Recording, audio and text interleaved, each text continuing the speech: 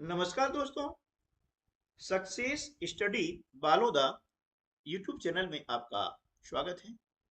आज के इस वीडियो में हम NMMS यानी national means cum merit scholarship exam में पूछे जाने वाले मानसिक योग्यता परीक्षण के अंतर्गत जो प्रश्न विगत वर्षों में पूछे गए हैं उनका हल लेकर के आए हैं। NMS की परीक्षा में मानसिक योग्यता के 90 प्रश्न पूछे जाते हैं, जो कि इस परीक्षा में सफलता के लिए बहुत ही महत्वपूर्ण भूमिका अदा करते हैं।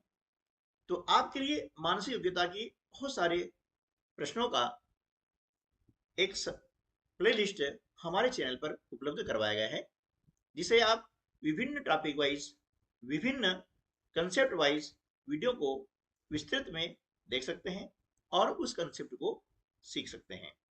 इस वीडियो में हमने विभिन्न अवधारणाओं पर आधारित प्रश्नों का समावेश किया है। तो आइए शुरू करते हैं हम आज का वीडियो। पहला प्रश्न है, आरेख में त्रिभुज कुत्तों का प्रतिनिधित्व करता है। ये त्रिभुज आप देख रहे हैं, ये क्या है? कुत्तों का जो है प्रतिनिधित्व कर रहा है, ठीक है ना।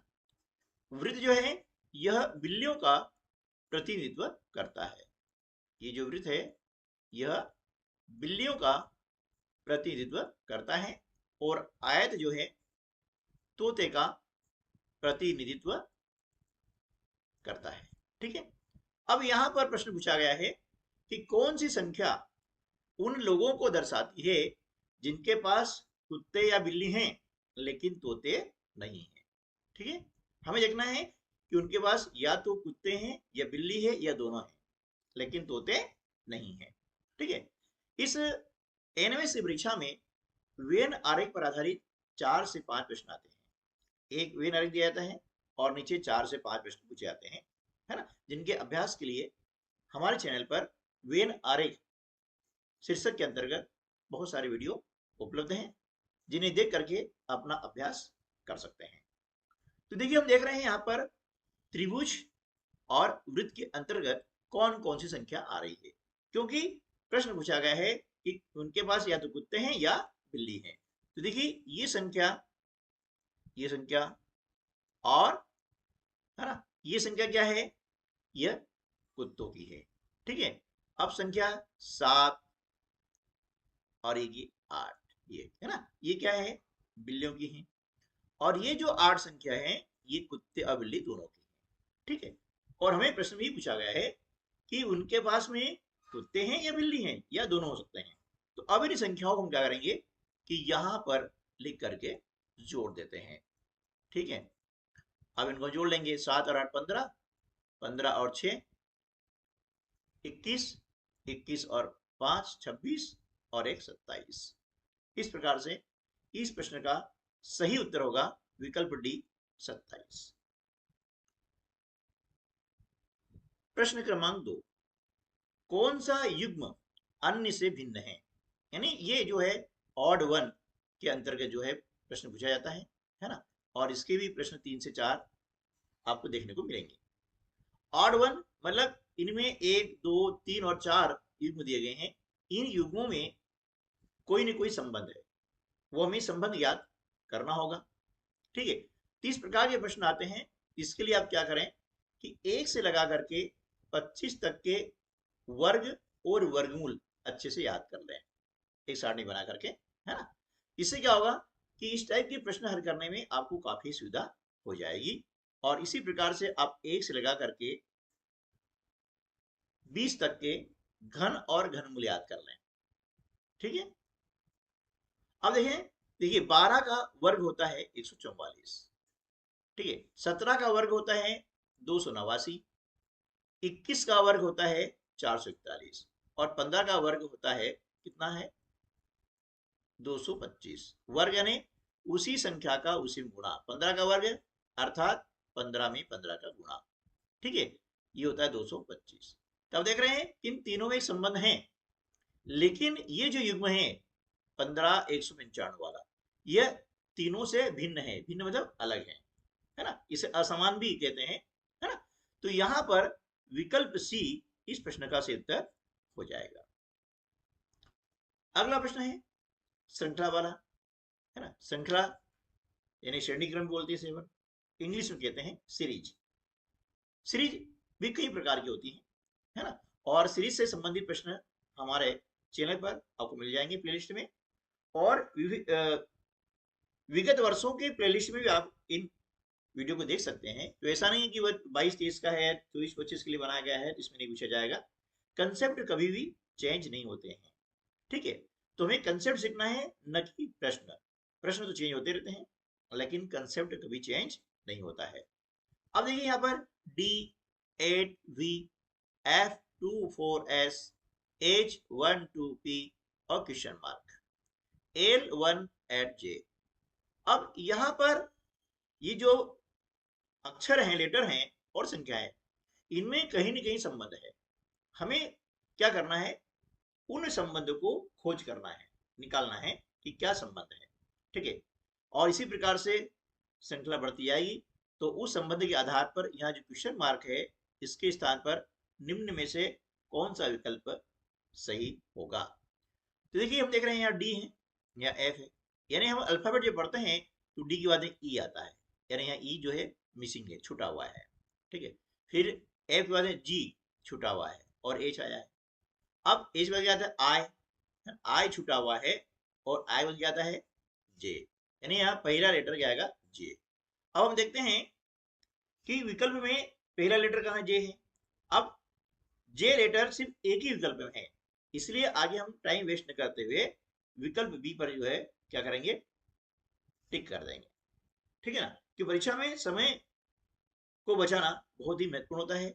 जितने कम समय में आप अधिक से अधिक प्रश्न करेंगे, सही करेंगे, तो आपकी सफलता उतनी ही जो है पक्की होती चली जाएगी, ठीक है। तो यहाँ पर अन्य विकल्प जे नहीं है। यदि अन्य विकल्प जे होता तो फिर क्या करते, अगला जो अंक है या संख्या है उसके बारे में सोचते। तो हमें यहाँ पर आगे देखने की आवश्यकता नहीं है, बस हमारा उत्तर हमें मिल चुका है ना। अब संबंध याद करेंगे तो पूरा आपको इस प्रकार संबंध दिखाई देगा। अगला प्रश्न है, पी की 3 बेटियां हैं, प्रत्येक बेटी का एक भाई है। पी के निकटतम परिवार में कितने पुरुष सदस्य हैं। यह प्रश्न सिर्फ जो है अंडरस्टैंडिंग पर आधारित है ना। प्रश्न के अंदर ही उसका उत्तर छिपा हुआ है, लेकिन प्रश्न को ध्यानपूर्वक हमें पढ़ना है और समझना है। देखिए 3 बेटियां हैं और प्रत्येक बेटी का एक भाई है, अर्थात पी की जो है 3 बेटियां हैं और एक बेटा है। अब बेटा है यानी बेटा हो गया पुरुष सदस्य, तो इस परिवार में एक ही पुरुष सदस्य है, इसलिए विकल्प ए जो है इस प्रश्न का सही उत्तर हो जाएगा। प्रश्न क्रमांक 5, राज 30 मीटर दक्षिण दिशा की ओर चलता है, फिर वह दाएं मुड़ता है और सीधा चलता है। अब देखिए ये दिशा संबंधी जो प्रश्न होते हैं, है ना, ये जैसे इसमें कहा गया है वैसे हम करते चले जाएंगे, तो इस प्रश्न को हल करने में बहुत आसानी होगी और हम कम समय में ऐसे प्रश्नों को हल कर पाएंगे। पूरा पढ़ने बजाय जैसे उसमें कहा गया है बस वैसे आप करते चले जाएंगे। और इस टाइप के प्रश्न आपको पटवारी एग्जाम में, पुलिस एग्जाम में, या ग्रेड 2 और 3, 4 की जो जितनी एग्जाम होती है ना, उसमें सब में इस टाइप के प्रश्न आते ही आते हैं। तो देखिए राज क्या है, 30 मीटर दक्षिण की ओर चलता है। अब देखिए हमने एक पॉइंट लिया ये, है ना। अब यहाँ से नीचे दक्षिण, है ना, आपको मालूम है कि इस प्रकार से जब हमारा दिशा निर्धारण होता है तो ऊपर होता है उत्तर, नीचे दक्षिण, ठीक है, और दाहिनी ओर होता है पूर्व और बाईं ओर होता है पश्चिम, ठीक है। अब ये बिंदु है, यहाँ से वो क्या करता है। क्या आप NMMS परीक्षा में सफलता प्राप्त करना चाहते हैं? सक्सेस स्टडी बालोदा आपके लिए सबसे उत्तम समाधान लेकर आया है। यहाँ आपको NMMS परीक्षा की तैयारी हेतु सभी विषयों के हल प्रश्न पत्र मिलेंगे। प्रत्येक विषय के गहन विश्लेषण के साथ सर्वोत्तम तैयारी संभव होगी।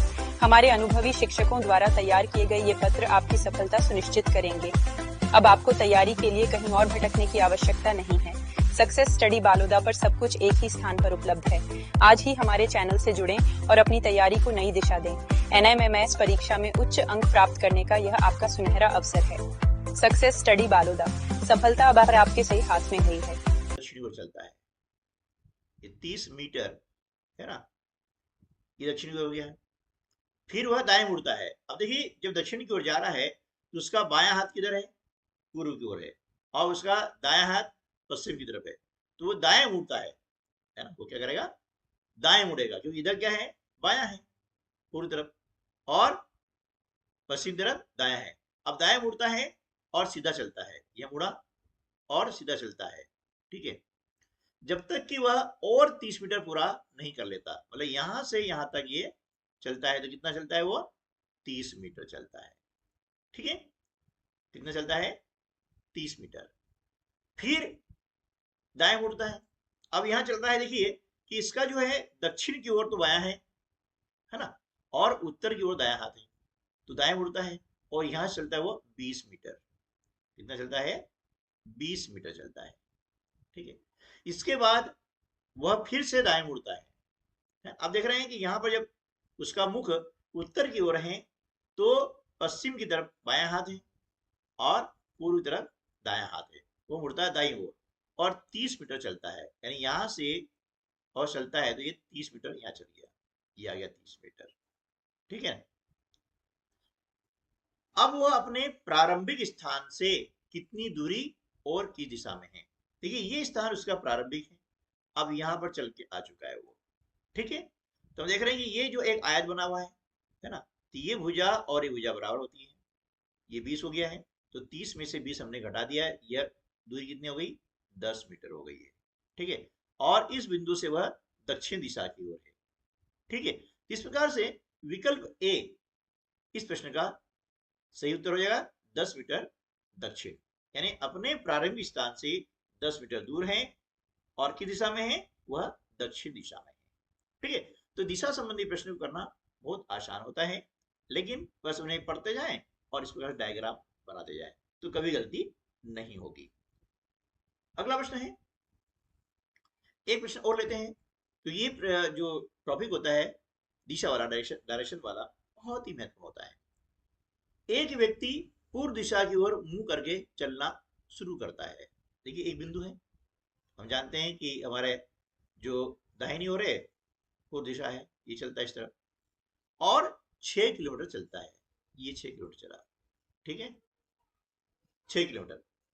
अब यहाँ जो चल रहा है तो उसका बायां हाथ किधर है, उत्तर की ओर है, तो वह बाईं ओर मुड़ता है, यानी वह उत्तर की ओर मुड़ेगा, ये मुड़ा और 4 किलोमीटर चलता है, ये चला यहाँ पर 4 किलोमीटर, ठीक है। हम देख रहे हैं कि इसका बायां हाथ किधर है, पश्चिम की ओर है, और दायां हाथ किधर है, पूर्व की ओर। अब कहा गया है कि बाईं ओर फिर से मुड़ता है, चलो भैया ये बायां हाथ इधर मुड़ गया और 6 किलोमीटर चला, ये यहां से यहां भी 6 किलोमीटर चला है। फिर दाएं ओर मुड़ता है ना। अब देखिए जब पश्चिम की ओर मुख करके जा रहा है तो उसका बायां हाथ किधर हो गया, बायां हाथ हो जाएगा दक्षिण की ओर और दायां हाथ हुआ उत्तर की ओर। यहाँ कहा गया है कि दाएं ओर मुड़ता है तो यहाँ से दाएं ओर मुड़ जाएगा और ये चलता है 3 किलोमीटर, ये 3 किलोमीटर चला, ठीक है। तो अब वह किस दिशा की ओर मुंह करके खड़ा है ना। अब उसका मुंह किधर है, उत्तर दिशा की ओर, ये उत्तर दिशा हो गई है ना। अब जो खड़ा है वो उत्तर दिशा की ओर खड़ा है, ठीक है। तो यहां पर विकल्प डी इस प्रश्न का सही उत्तर हो जाएगा। अगला प्रश्न है कोडिंग और डिकोडिंग पर आधारित, इसके भी वीडियो आपको हमारे चैनल पर मिल जाएंगे, बहुत सारी वीडियो है ना, जिन्हें देख करके अपने अभ्यास को सुदृढ़ कर सकते हैं।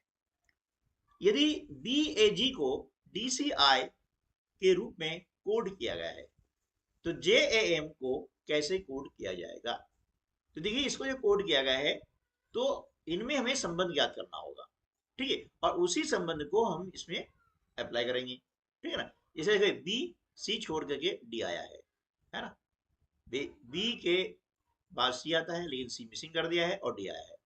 इसी प्रकार से जे के आएगा, के मिसिंग कर दिया और उसके बाद क्या आएगा, के एल, ये एल आ गया।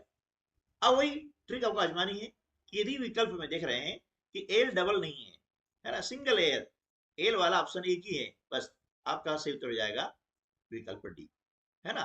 Don't waste time and go ahead. चलिए अगला प्रश्न है, एक विशेष कूट में, कूट मतलब एक कोड होता है, ROAC को STTF के रूप में लिखा जाता है। यहां पर भी प्रश्न कोडिंग और डिकोडिंग से संबंधित है। तो WORD किस रूप में कुटित होगा, यानी इसका कोड क्या होगा। तरीका वही है कि पहले और इस अक्षर में, हम पहले अक्षर में संबंध क्या करते हैं, RS, कंटिन्यू आ रहा है, ठीक है। तो हम देख रहे हैं कि W क्या आता है, X आता है, क्या आएगा, X। अब देख रहे हैं कि चारों विकल्प में X नहीं दिया, तो एक बार में काम होने वाला नहीं है, जैसा हमने पिछले प्रश्न में किया था।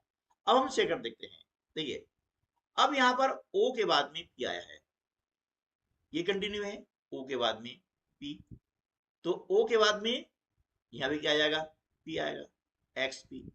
आप देख रहे हैं कि ये चारों XP है, तो अभी भी हम निर्धारित नहीं कर सकते हैं कि कौन सा विकल्प सही होगा। तो हम थर्ड ओर चलते हैं, तो देखिए S और T कंटिन्यू जा रहा है, तो R और S आ जाएगा, R के बाद क्या आएगा, यहाँ पर S आ जाएगा।